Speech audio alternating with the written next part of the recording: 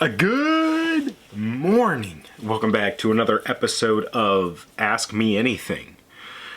Today I asked you guys on Facebook on the post from the vlog post, whatever, Facebook G2 Nation. I asked you guys any questions you had. I'll answer them for tomorrow's video because it's cold and rainy outside and I didn't have something great planned.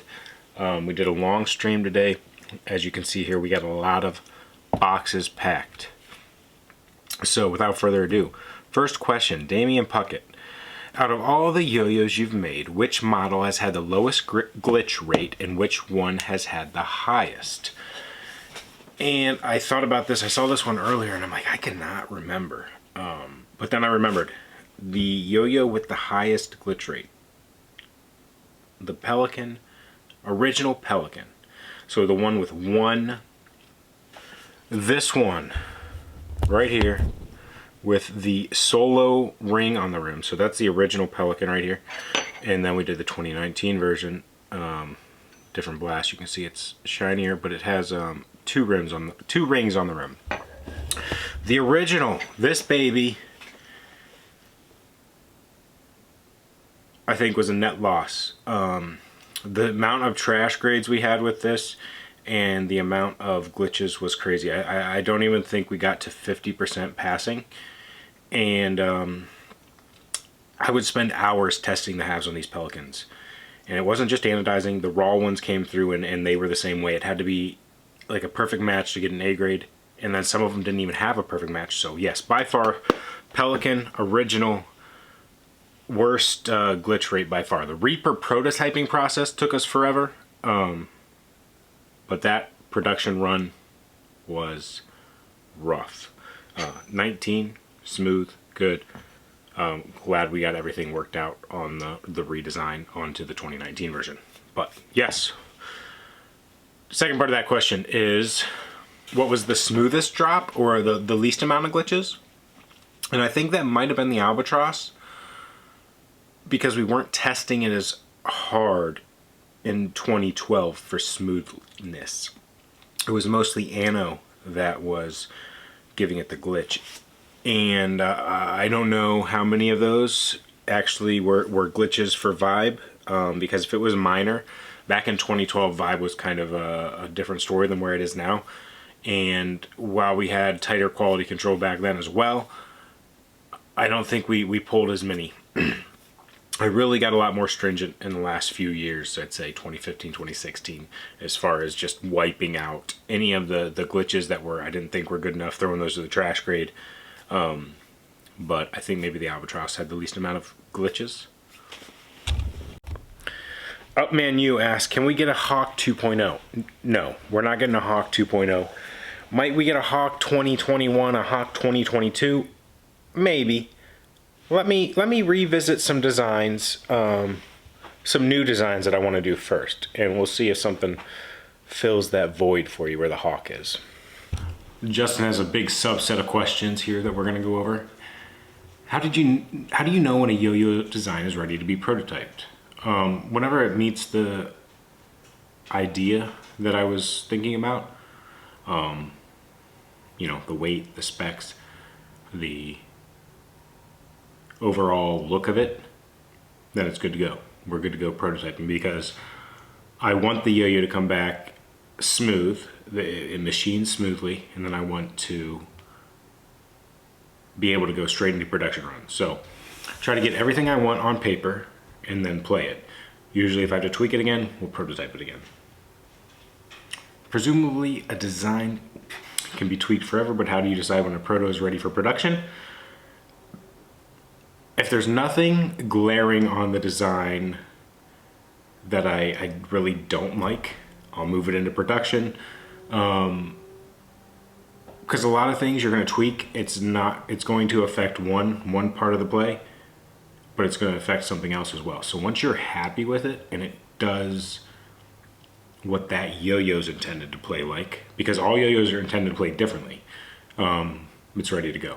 You're never going to make a perfect yo-yo.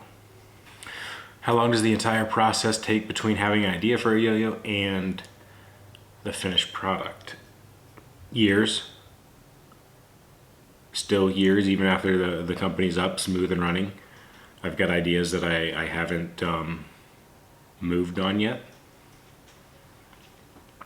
If you have an idea for a yo-yo, maybe this is more so what you're asking about. If you have an idea for a yo-yo, and you have funding, and you have the CAD, so your design's ready to go, you can get it back in maybe like 3 months. It really just depends where you're getting it machined, where you're getting it anodized, and return time. I can get something machined in usually a month, and then it's at ano for about a month. So about 2 months now, I guess, is my normal lead time. It used to be 3 to 4 months to get it machined, and another 3 months for anodizing. What's your calf exercise routine? I've got 2 kids. You carry them around, you're gonna have nice calves. Oh, that's a good boy. We're gonna clickbait you. Oh. Thomas asked a variety of questions as well. We'll go through here. How's gaming been going lately? Well, it's good. We've been playing mostly Rocket League, and we played some Among Us today on the Twitch stream. It was awesome. We had a full party, and it was fun. Playing on the PS4 Pro still. So I got that PS4 Pro to play Apex on, and we played it for 2 weeks, and it is now a DVD player. Upgrading to the next gen next year? I am not. So I believe Halo Infinite is coming out on PC, and it'll be crossplay to the Xbox. So I am just going to get it on PC. How's being your own boss working out? Good so far. We've got some things we've got to work through, and we're getting there though. It's nice that I don't have to. I don't even know how to describe it, but you have to be your own motivator. Sometimes that's tough, but it's nice not to have to go in and basically. I was on salary, but it still felt like punching a time clock on something I didn't care about in the long run of things and didn't feel like I was making a difference at. Do you like your new boss? If we're referring to me, yes. If we're referring to my wife being my boss, like she tries to be, no, not at all. If your entire G2 team had to compete in a push-up contest, who would win? Maybe Mike Marshall, maybe Alpha, maybe Brandon Hodges. I don't know what he's doing these days, if he's still doing those calisthenics, but time to train, I'm going to say myself, if I'm motivated. Evan Barrow says, have you ever thought about breaking into the Kentama space with G2, expanding your brand across multiple hobbies? I want to make some kendamas. I don't think it's going to be something that's... I think it would still just be under G squared yo-yos. I just want to make some. So I think eventually we'll be able to get some, but I don't know when or... I don't know. I almost need it to be a collab with somebody. Yes, I've thought about it. No, we haven't been able to do it yet. I think it'll be just a G squared product. It won't be another company. Pierre asked a wide array of questions as well. Are there some designs that you haven't tried yet that you want to try? For example, a bimetal organic, smaller than 50 millimeter titanium, whatever. Yes, I've got a lot of designs that I have not gotten into yet. So I've got a lot of stuff I want to do still. I want to bring back the case file series for sure, because that is a way that I could experiment on designs in small numbers, push them out, and move on.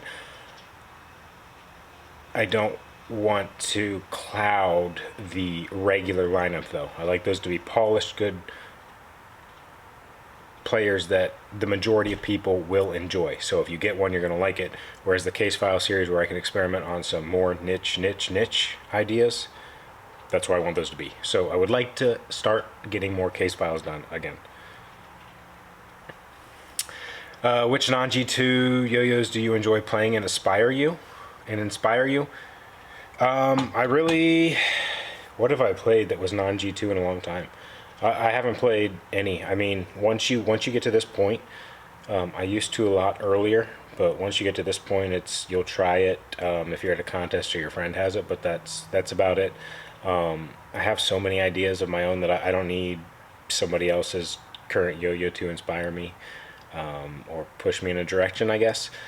Since I haven't been playing with any, I would just say some of my older favorites are the One Drop Cascade, like the One Drop 54. Those are both maybe outdated yo-yos by today's standards, but I like them. I like the Caribou Lodge Avalanche, the original.